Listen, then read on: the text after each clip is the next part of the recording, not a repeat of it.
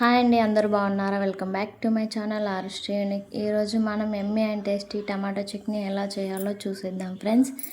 ఇలా ఒకసారి ట్రై చేసి చూడండి. ఇడ్లీ, దోశ ఏ టిఫిన్లోకైనా చాలా అంటే చాలా బాగుంటుంది, చాలా టేస్టీగా ఉంటుంది. మీరు కూడా ఒకసారి ట్రై చేసి ఎలా వచ్చిందో మాకు కామెంట్ చేయండి ఫ్రెండ్స్. మా వీడియోస్ మీరు ఫస్ట్ టైం చూస్తున్నట్లయితే లైక్ చేయండి, షేర్ చేయండి, కామెంట్ చేయండి, సబ్స్క్రైబ్ చేసుకోవడం మాత్రం మర్చిపోవద్దు.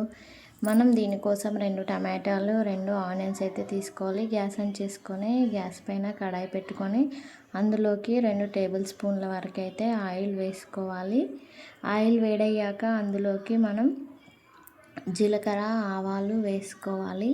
జీలకర్ర, ఆవాలు చిటపట్లాడాక అందులోకి మనం 1 టేబుల్ స్పూన్ కందిపప్పు వేసుకోవాలి. అలాగే అందులోకి ఎండుమిర్చి కూడా కట్ చేసి వేసుకోవాలి. ఇవి అన్నీ కొంచెం ఫ్రై అయ్యాక ఇందులోకి మనం ఒక రెమ్మ కరివేపాకు కూడా వేసుకోవాలి. కరివేపాకు కూడా వేగే వరకు మంచిగా కలుపుకోవాలి. ఇలా కలుపుకున్న తర్వాత చూడండి, కరివేపాకు అయితే మంచిగా డ్రై అయిపోయింది. ఇందులో నుంచి హాఫ్ వరకు తీసి అయితే పోపుని పక్కన బౌల్లో వేసుకోవాలి.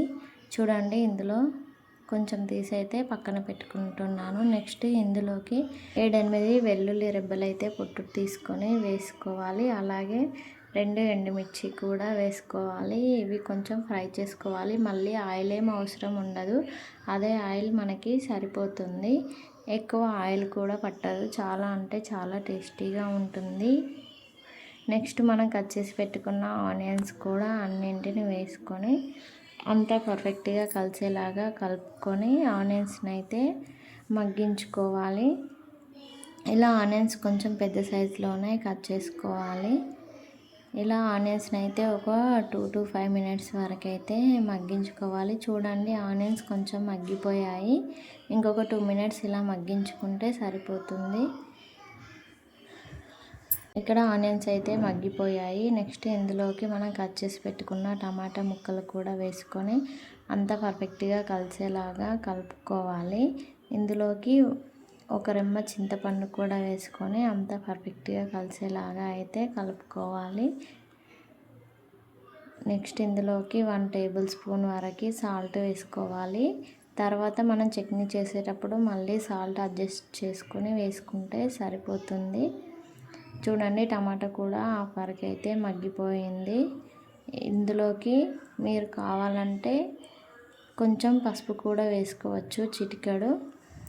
చూడండి, ఇక్కడ ఆల్మోస్ట్ అయితే అంతా మగ్గిపోయింది.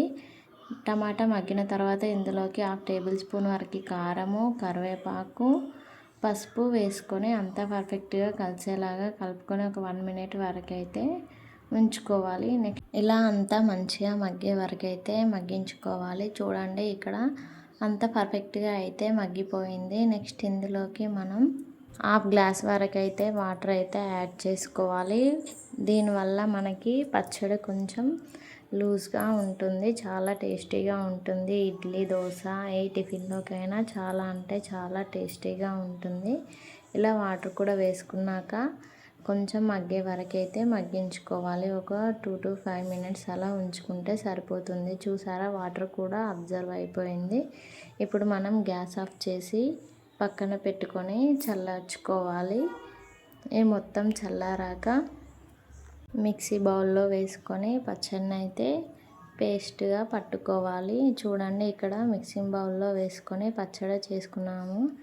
చాలా ఇలా చేసి చూడండి, చాలా అంటే చాలా టేస్టీగా ఉంటుంది. ఇప్పుడు మనం పచ్చడిని ఒక బౌల్లోకి తీసుకొని సర్వ్ చేసుకోవడమే.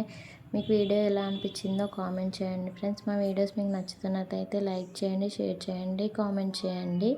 నెక్స్ట్ మనం పక్కన పెట్టుకున్న పోపు కూడా అంతా కలిసేలాగా కలుపుకోవాలి పచ్చడిలో వేసుకొని. అంతే అండి, ఎమ్మీ అండ్ టేస్టీ టమాటో పచ్చడి అయితే రెడీ అయిపోయింది. చాలా టేస్టీగా ఉంటుంది. మీరు కూడా ట్రై చేసి ఎలా వచ్చిందో మాకు కామెంట్ చేయండి friends. Thanks for watching. Please keep supporting, subscribe to my channel. Bye friends.